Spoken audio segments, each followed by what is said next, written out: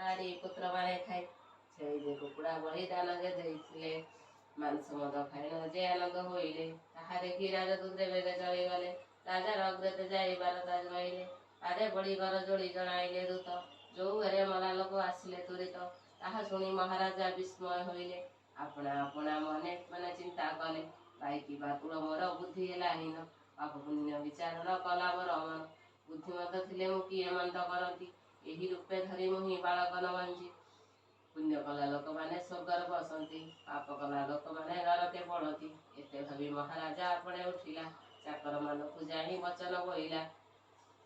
चाल चांडालुणी घर जीवा बेग होई ताहार संगरे मित्र होइब एई मुहि केवल देवता पूजा करूअछि से ताहा बादे आमे पूजा करिबा हो जाई एते बोली महाराजा विजय करी गले चांडालुणी द्वारे जाहि प्रवेश होइले ताहा देखि चांडालुणी पादरे पड़िला